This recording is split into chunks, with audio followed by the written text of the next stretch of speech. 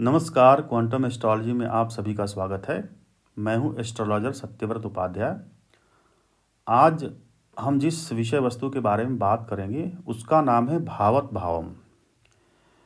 भावत भावम एक संस्कृत शब्द है और भावत भाव में जो भावत शब्द है उसमें त के नीचे हलंत लगा हुआ है और मुझे जहाँ तक मालूम है कि ये पंचमी विभक्ति में आता है और जिसका तात्पर्य होता है से, अर्थात भावत भावम को अगर हिंदी में अनुवाद करेंगे तो इसका अर्थ होता है भाव से भाव, हाउस टू हाउस।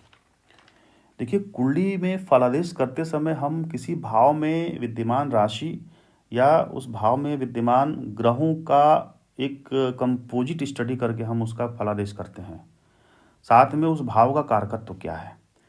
परंतु अगर किसी भाव के बारे में अगर हम फलादेश करते हैं तो इस बात का हमेशा ध्यान रखना चाहिए कि उस भाव से जुड़ा हुआ अन्य भाव भी उस पर प्रभाव डालता है।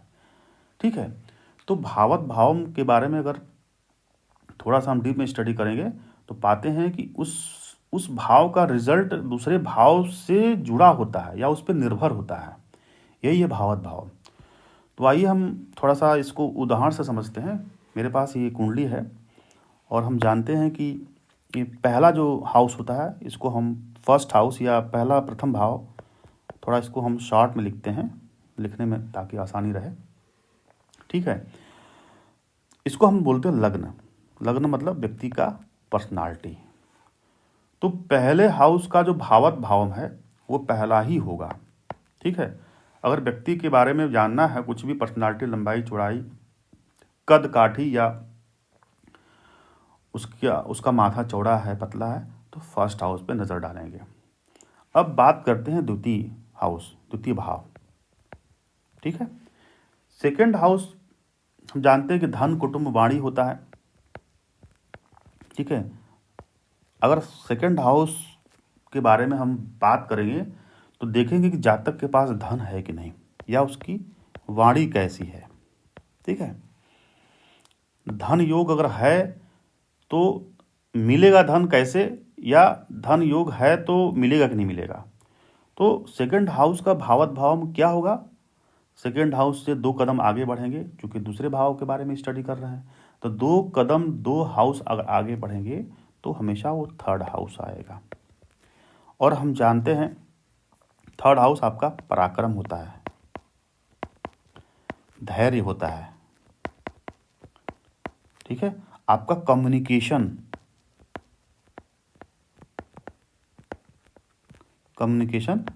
स्किल। देखिए, अगर आपके पास धन है तो धन से धन कमाने के लिए, इन्वेस्टमेंट करने के लिए आपके पास पराक्रम होना चाहिए। और यदि धन आप इन्वेस्ट कर दिए हैं तो थोड़ा सा धैर्य भी होना चाहिए आपके पास, तभी तो रिजल्ट आएगा। या एक कनेक्शन और है कि आपको अगर धन कमाना हो तो आपके पास पराक्रम होना चाहिए, पहल करना आना चाहिए। और पराक्रम ही नहीं है और कुंडली में ये दिखा रहा है कि धन योग है, सेकंड हाउस से तो यही पता चलेगा ना, सेकंड हाउस में अच्छे ग्रह बैठे हुए हैं, अच्छी दृष्टियां पड़ रही हैं, तो आप कह सकते हो कि यार व्यक्ति के पास धन होगा, धन योग तो है, लेकिन धन मिलेगा कि नहीं मिलेगा उसकी पराक्रम तय करता है। ठीक है, यानी थर्ड हाउस पे भी विचार करना नितांत आवश्यक है। अब बात करते हैं वाणी व्यक्ति की। वाणी अगर व्यक्ति के पास अच्छी है या वाणी उसके पास बहुत अच्छा, मतलब कि होता नहीं कि प्रभावशाली वाणी नहीं है, ये कैसे चेक करेंगे, हम चेक करेंगे उसके थर्ड हाउस से, कम्युनिकेशन स्किल। ठीक है, यहाँ से चेक करेंगे व्यक्ति का कम्युनिकेशन, ओरल या रिटन कम्युनिकेशन अच्छा है कि नहीं। अगर रिटन या ओरल कम्युनिकेशन अच्छा नहीं है तो हम उसकी वाणी को अच्छा नहीं मानेंगे या उसका वाणी का कोई प्रभाव नहीं है। ठीक है, अब थर्ड हाउस का भावत भाव में क्या होगा, थर्ड हाउस से अगर 3 कदम आगे बढ़ेंगे तो फिफ्थ हाउस हो गया। और फिफ्थ हाउस हम जानते हैं कि आपके विद्या, ठीक है, आपका संतान, ठीक है, बुद्धि। तो देखिए, अगर कम्युनिकेशन व्यक्ति का थर्ड हाउस में क्या कम्युनिकेशन है, तो कम्युनिकेशन अगर आपका अच्छा है तो विद्या ग्रहण करने में आपको आसानी रहेगी। ठीक है। अगर विद्या व्यक्ति के पास अच्छा है तो हम ये कह सकते हैं कि वो कहीं ना कहीं कम्युनिकेशन उसके लिए उपयोगी साबित रहे। ठीक है, मतलब कहीं ना कहीं कम्युनिकेशन उसके लिए अच्छा रहा होगा तभी उसको विद्या मिली है। तो आप देखो ना, थर्ड का आपका फिफ्थ से कनेक्शन हो गया। ठीक है, अब आते हैं फोर्थ हाउस। फोर्थ हाउस के बारे में जानते हैं कि यह सुख होता है, माता का घर होता है, अपना आपकी मन का होता है। ठीक है, आप अगर माइंड को देखना है कि माइंड आपका फ्लक्चुएट कर रहा है कि नहीं, तो आपको फोर्थ हाउस से ही देखेंगे। माँ के बारे में अगर जानना हो तो फोर्थ हाउस से जानेंगे, या ओवरऑल सुख, पारिवारिक सुख के बारे में फोर्थ हाउस। तो फोर्थ हाउस का भावात्म भाव में क्या होगा, अगर इससे हम 4 कदम आगे बढ़ेंगे तो सेवेंथ हाउस हो गया। हम जानते हैं कि सेवेंथ हाउस होता है आपका स्पाउस, यानी कि भार्या, इसको हम पत्नी भी बोलते हैं, लाइफ पार्टनर। अब हम एक बार थोड़ा सा विचार करेंगे सेवेंथ हाउस पे कि अगर जातक का भार्या से संबंध, मतलब पत्नी से संबंध अच्छे नहीं हैं तो पारिवारिक सुख में कमी आ जाएगी, या उसकी माँ के संबंध उसके पत्नी से अच्छे नहीं हैं तभी भी पारिवारिक सुख में कमी आ जाएगी। तो फोर्थ हाउस में बहुत अच्छे ग्रह बैठे हुए हैं, अच्छी स्थिति में फोर्थ हाउस है, शुभ ग्रहों की दृष्टियां हैं, तो देख करके आप खुश मत हो जाइए कि आप बहुत सुखी हैं। एक बार पत्नी वाला हाउस भी देख लीजिए, सेवेंथ हाउस भी देख लीजिए कि सेवेंथ हाउस ठीक ठाक है कि नहीं। ठीक है, अब आते हैं छठा घर। छठा घर हम जानते हैं कि रोग होता है, तो छठा क्या होता है, 11th हाउस। तो हमेशा एक बार 11th हाउस पर विचार डालिए, क्योंकि यह भी बीमारी का होता है, छोटे मोटे रोग का ये भी होता है। ठीक है, तो बीमारी कौन सी होगी, एक बार हम 11वें घर से भी देख लेते हैं। छठवें घर के बारे में अगर हम अध्ययन करना हो तो 11th हाउस को एक बार जांच ले। ठीक है, अब आते हैं सेवेंथ हाउस। सेवेंथ हाउस अगर जातक मेल है तो सेवेंथ हाउस उसकी पत्नी होगी, फीमेल। तो सेवेंथ हाउस के बारे में अगर विचार करना हो, मतलब पत्नी से संबंध अच्छे हैं खराब हैं, तो एक बार फर्स्ट हाउस को भी देख लो, क्योंकि सातवां का भावत भाव में क्या होगा, फर्स्ट हाउस होगा। ठीक है, पत्नी से संबंध अच्छे हैं खराब हैं क्या है, तो हमेशा फर्स्ट हाउस को भी जांच लो कि फर्स्ट हाउस पीड़ित तो नहीं है। और पीड़ित है, जातक की पर्सनालिटी बहुत अच्छी है, जातक अच्छा है, तो वह मैनेज कर लेगा सेवेंथ हाउस को। ठीक है, तो भावत भाव का मतलब कि किसी भाव के बारे में स्टडी करना है तो उससे आप उतना कदम आगे बढ़ जाइए, उसका डायरेक्ट उसका रिलेशन हो गया। मतलब जैसे सेवेंथ हाउस आपका, ये आपका मुख्य भाव हुआ। ठीक है, यह मुख्य भाव हुआ। अब सातवां से सातवां फर्स्ट हाउस, तो यह पूरक हो गया, या इसको कह सकते हैं मिरर इमेज या छाया, प्रतिबिंब। ठीक है, अब एट्थ हाउस पे आते हैं। देखिए, एट्थ हाउस के बारे में जानते हैं कि यह आयु होता है, मृत्यु भी होता है, हाउस ऑफ सीक्रेट होता है। सारी जो सीक्रेट जो गतिविधियां होती हैं वो एट्थ हाउस से ही होता है। अब आठवां घर कौन सा होगा, आठवें घर का भावत भाव में क्या होगा, अगर यहाँ पे अप्लाई करते हैं प्रिंसिपल तो आएगा 8 गिनेंगे ना, 1 2 3 4 5 6 7 8, तो ये थर्ड हाउस है, लग्न से थर्ड हाउस है। तो हम जानते हैं कि यह तृतीय भाव भी यह मृत्यु होता है। ठीक है, आपकी आयु मतलब आपकी आयु तो ओवरऑल आप पता चलेगा कि 8th हाउस है, लेकिन आयु कितनी होगी थर्ड हाउस से देखेंगे आप। ठीक है, अब आते हैं 9th हाउस। 9th हाउस देखिए आपका पिता होता है, आपका भाग्य होता है। 9th हाउस आपका धर्म होता है। ठीक है, 9th हाउस का पितृ, आपके एंसेस्टर।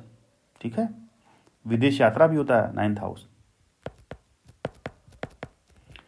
अब 9th हाउस का भावत भाव, 9th हाउस से 9 कदम आगे बढ़ेंगे तो आएगा आपका 5th हाउस। और 5th हाउस हम जानते हैं कि संतान होता है। तो देखिए, अब पहले भी हम पढ़ चुके हैं, ठीक है, कि हम बता चुके हैं कि 5th हाउस का भावत भाव 9th होता है। ठीक है, और 9th का भावत भाव क्या हुआ, 5th। मतलब सोचिए दोनों त्रिकोण आपस में जुड़े हुए हैं, पांचवा और नवा दोनों का कनेक्शन खतरनाक है। देख लीजिए, पांचवा का 5 से 5 कदम बढ़ेंगे तो नवा ही आएगा, और 9th हाउस से अगर 9 कदम बढ़ेंगे तो हमेशा पांचवा आएगा। तो अगर आपका पिता की कंडीशन के बारे में जानना है, आप पिता को अगर सपोज आप आपके पिता को आपसे प्रॉब्लम हो रही है, आप पिता को सुख नहीं दे पा रहे हैं, तो हमेशा अलर्ट हो जाइए कि संतान भी आपको सुख नहीं देगा, बैकफायर होगा, आपको सारे कर्मों का फल यही देना है, सारा भुगतान यही हो जाएगा। ठीक है, मतलब पिता का डायरेक्ट संबंध आपके संतान से हो गया। ठीक है, एक उपनिषद में एक लिखा हुआ है, कोट्स है कि पुत्र ही पिता का अवतार होता है। अब सोचिए कि आप अपने पिता को दुखी कर रहे हैं, तो आपको दुखी करने वाला संतान ऑलरेडी आपके पैदा हो चुका है या होगा। या आपका भाग्य, नवा हाउस क्या है, भाग्य है, तो भाग्य का संबंध आपके संतान से हो गया। हो सकता है कि आपका संतान आपके पिता की सेवा करने से आपका संतान हो, क्योंकि भाग्य पिता से जुड़ा हुआ है। ठीक है, तो एक बार नवे घर के बारे में कोई भी फलादेश करने से पहले एक बार 5th हाउस को भी आप नज़र डाल लें। ठीक है, अब आते हैं 10th हाउस। 10th हाउस होता है व्यवसाय। अब कौन सा व्यवसाय होगा, किस तरीके का व्यवसाय होगा, या आप कैसा व्यवसाय करेंगे कि आपके लिए वह फलीभूत हो। तो 10th हाउस से अगर 10 कदम आगे बढ़ेंगे तो आपका आएगा 7th हाउस, यानी कि 10th हाउस का भावत भाव 7वां भाव हुआ। हम जानते हैं कि 7वां भाव होता है पार्टनरशिप का होता है। ठीक है, या डेली वेजेज यानी कि डेली इनकम, डेली इनकम। ठीक है, तो आपका व्यवसाय, क्या आप ऐसा व्यवसाय कर पाओगे जिसमें पार्टनरशिप हो, ये तय करेगा 7th हाउस। 7th हाउस पीड़ित है तो आप कभी भी ऐसा व्यवसाय मत करिए जिसमें आपका पार्टनरशिप की जरूरत पड़े। ठीक है, फलादेश करते समय इस बात का हमेशा ख्याल रखें। व्यवसाय अगर कह रहे हो किसी जातक को कि यार ये व्यवसाय करो और इसमें पार्टनरशिप कर लो, तो हमेशा जांच लो कि पार्टनरशिप वाला हाउस 7th हाउस खराब है कि अच्छा है, या ऐसा व्यवसाय करो जिससे आपका डेली इनकम बढ़े। ठीक है, इस तरीके का आप 10th हाउस में हमेशा ध्यान रखिए कि 10th हाउस का विचार करते समय उसका भावात भाव 7th हाउस भी आप चेक कर लो। ठीक है, अब बात करते हैं 11th हाउस। देखिए 11th हाउस होता है आपका आय या लाभ। अब 11वें घर का भावत भाव में क्या होगा, 11वें घर से 11 कदम आप आगे बढ़ोगे तो यह आएगा 9th हाउस, और 9th हाउस होता है आपका भाग्य। तो अगर मान के चलिए कि आपकी कुंडली में लाभ की स्थिति है, इनकम बहुत अच्छी दिखा रहा है, ग्रहों की स्थिति बहुत अच्छी है, 11th हाउस को शुभ ग्रह देख रहे हैं, परंतु आपका भाग्य ही खराब है, 9th हाउस अच्छा नहीं है, तो आपने गलत प्रेडिक्शन कर दिया ना। आप कह रहे हो कि भैया तुम्हारे पास लाभ है, आय है, इनकम बहुत अच्छी रहेगी, लेकिन भाग्य ही उस व्यक्ति खराब है। तो हमेशा 11वें घर के बारे में विचार करने से पहले 9वें घर के बारे में भी आप देख लो कि स्थिति कैसी रहेगी। या उसको अगर उस जातक को जान गए कि उसका भाग्य साथ नहीं दे रहा है और लाभ और आय जो है उसकी कुंडली में है, अच्छी स्थिति में है, तो उसको ऐसी रेमेडी बताना जिससे उसका भाग्य उदय हो। ठीक है, तो अब आते हैं finally 12th house. 12th house हम जानते हैं कि व्यय होता है, तो 12th हाउस से 12th हाउस क्या होगा, 12th हाउस से 12th हाउस 12 कदम आगे बढ़ेंगे, इसका भावात भाव लगाएंगे तो हमेशा 11th आएगा। और फिर 11th हाउस हम जानते हैं कि यह होता है आपका आय।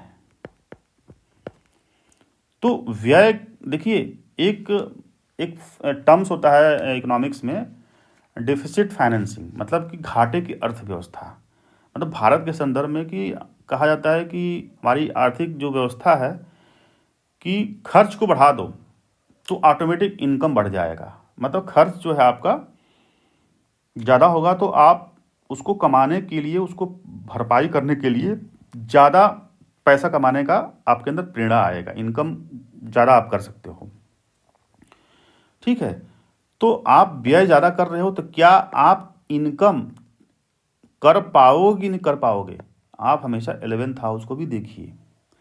ठीक है, क्या आप ज़्यादा खर्च कर पा रहे हो, आप इन्वेस्ट ज़्यादा कर रहे हो, तो क्या आप इनकम से उसका भरपाई कर पाओगे या लाभ की स्थिति में रहोगे? आप एक बार नज़र डाल लो हमेशा 11th हाउस पर भी।